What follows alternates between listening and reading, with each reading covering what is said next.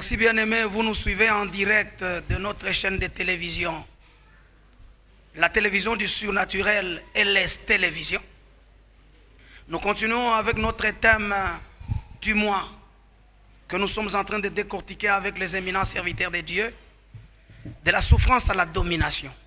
Mais aujourd'hui, je voudrais parler d'un mystère, des mystères qui amènent quelqu'un à la richesse.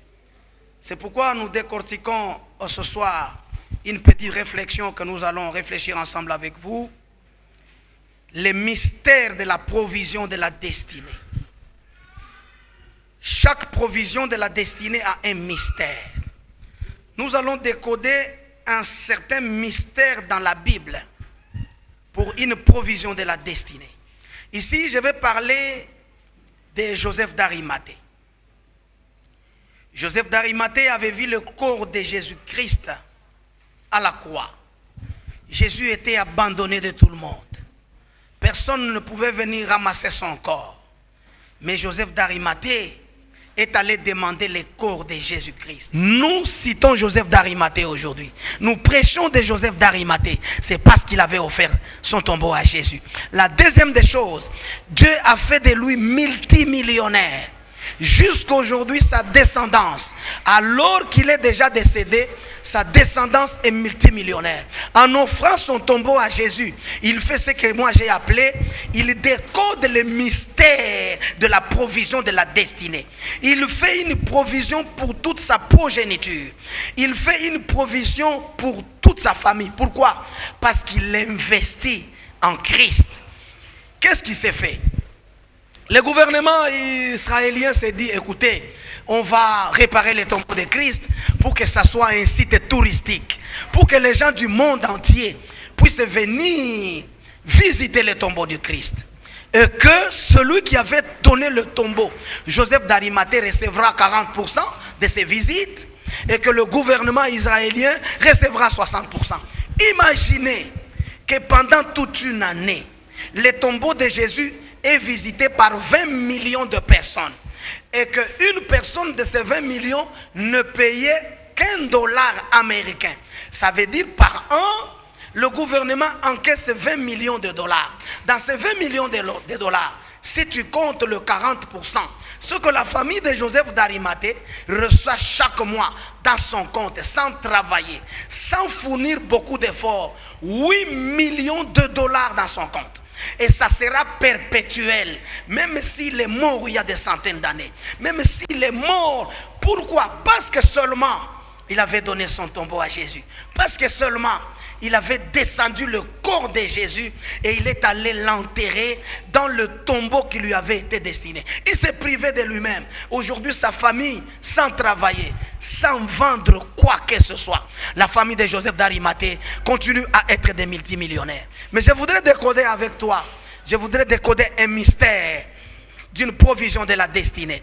Aujourd'hui, nous ne sommes plus de temps de Joseph d'Arimathée, mais nous sommes dans le temps de Jésus-Christ de Nazareth. Écoutez, le prophète Esaïe avait prophétisé ceci. Écoutez-moi bien. Écoutez-moi ces mystères. Le prophète Esaïe prophétise, il nous dit, un enfant nous est né et un fils nous est donné. Est-ce qu'il y avait, Jésus était en deux personnes? Non. Dans la révélation de la prophétie biblique, l'enfant, c'est celui qui venait du ventre de Marie. Mais le Fils, c'est le Christ qui venait de Dieu. Donc Christ est venu de Dieu. C'est ça la prophétie d'Ésaïe. Un enfant nous est né et un fils nous est donné. Donc un corps nous est né du ventre de Marie. Mais un fils, Christ, est venu de Dieu pour prendre le corps qui était dans le ventre de Marie pour opérer des miracles et sauver le monde. Et donc, Christ qui venait du ciel n'a utilisé que le corps qui est sorti du ventre de Marie, parce que Christ ne devait pas avoir un corps. C'est pourquoi Esaïe nous dit, un enfant nous est né et un fils nous est donné. Écoutez, Jésus-Christ est mort. Il est allé dans le tombeau parce qu'il avait utilisé le corps de Marie qui sortait du ventre de Marie. Il fallait que ce corps-là puisse mourir. Jésus est entré dans le tombeau. Le corps a pourri. Il est ressuscité avec un corps incorruptible parce qu'il est rentré au ciel physiquement. Personne ne peut rentrer au ciel avec un corps corruptible. C'est que le corps qui sortait du ventre de Marie était resté dans le tombeau. Jésus-Christ est ressuscité avec un corps incorruptible, avec lequel il est rentré auprès du Père. En rentrant auprès du Père, Christ a vu que quand il était dans ce monde, il avait utilisé le corps qui sortait du ventre de Marie pour opérer le miracle. Maintenant qu'il n'a plus le corps, il devait chercher un deuxième corps. Et le deuxième corps qu'il va chercher, c'est l'Église. C'est pourquoi la Bible dit, l'Église est le corps du Christ. Donc en mourant, le corps qui sortait du ventre de Marie reste dans le tombeau. Il va avec un corps incorruptible. Mais pour qu'il puisse opérer dans le monde, parce qu'il était dans le monde, il a opéré avec le corps qui sortait dans le ventre de Marie.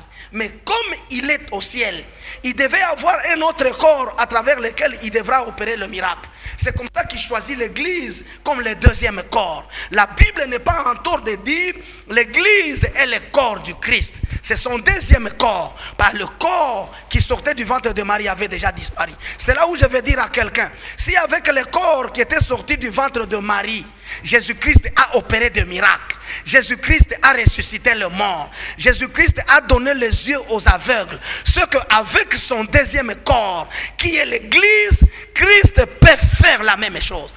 Hélas, on cherche les Joseph d'Arimathée aujourd'hui pour décoder le mystère. Comme l'Église est le corps du Christ, alors que Joseph d'Arimathée avait descendu le corps nu qui sortait du ventre de Marie, mais aujourd'hui nous avons des serviteurs de Dieu. Aujourd'hui nous avons des fidèles qui voient l'Église nue. Parce que l'Église c'est le corps du Christ. Si l'Église est nue, c'est que c'est crucifier Christ pour la deuxième fois sur la croix. Nous avons besoin de Joseph d'Arimathée qui doivent descendre le corps du Christ qui est l'Église aujourd'hui dans la nudité. Aujourd'hui nos maisons sont propres. Aujourd'hui, nos maisons sont garnies de chaises. Aujourd'hui, nos maisons sont garnies d'horloges. Aujourd'hui, nos maisons sont garnies de bijoux. Mais la maison de Dieu, qui est une église, qui de surcroît est corps du Christ, est en train de souffrir. Si Joseph d'Arimathée avait descendu le corps du Christ qui était nu et l'avait enterré, l'avait mis dans un endroit propre et que sa famille jusqu'à aujourd'hui est devenue multimillionnaire, il a fait la provision de toute sa famille. Ce qu'aujourd'hui, si quelqu'un s'occupe de l'église en tant que le deuxième corps du Christ, Jésus-Christ fera de lui comme il a fait avec Joseph d'Arimathée. Parce qu'il n'avait pas seulement été le Dieu de Joseph d'Arimathée, il sera aussi son Dieu. Imaginez, aujourd'hui nous avons des églises qui ont des tôles. Nous avons des églises qui ont des bâches. Nous avons des églises qui ont les rideaux. C'est que l'église est nue. Si l'église est nue, c'est que Christ est nu. Si l'église ne fonctionne pas, c'est que Christ ne fonctionne pas. Parce que la Bible dit, l'église est le corps du Christ. Nous avons besoin de gens qui peuvent partir de la pauvreté à la richesse. Mais le seul code, c'est faire comme Joseph d'Arimathée. Mais comme Christ est déjà rentré au ciel, Joseph d'Arimathée avait descendu son corps. Il avait enveloppé dans des habits chers.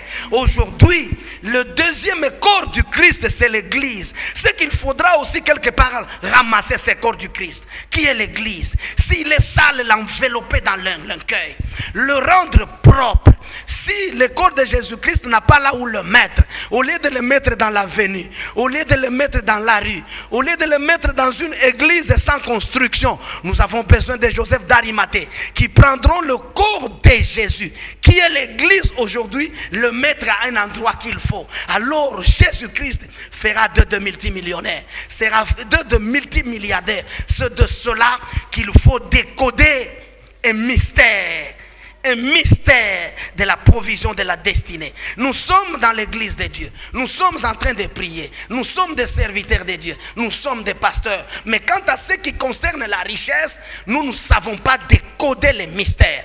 Pour même la destinée de toute famille, pour même la destinée de toute notre progéniture. Aujourd'hui, Joseph d'Arimathée est déjà décédé, mais sa famille continue à être riche. Toi qui m'écoutes ce soir, qui est en train de chercher de partir, de la pauvreté à la domination. Parce que cette église est réellement le corps de Christ. Christ est appelé le deuxième Adam. Il y avait le deuxième Adam qui était dans le jardin d'Éden qui a péché. Le premier Adam. Il aurait fallu que le deuxième Adam, comme par la Bible, Christ, qu'il puisse venir. Écoutez-moi bien ces mystères. C'est quand le premier Adam dormait dans le jardin d'Éden que Dieu est venu sortir la femme à sa gauche. Aussi, c'est quand le deuxième Adam dormait sur la croix qu'un brigand est venu perforer le côte à sa gauche. C'est alors que l'église est sortie. Comme l'homme et la femme ainsi que les enfants qui sortent de leur progéniture ont les mêmes gènes, donc l'église qui est sortie de la côte du Christ en tant que deuxième Adam, l'église a le même gène que Christ. L'église a le même hormone que Christ. C'est pourquoi il faut bien s'occuper de l'église. Écoutez, pour qu'une maman puisse aller à l'hôpital accoucher, des choses se passent.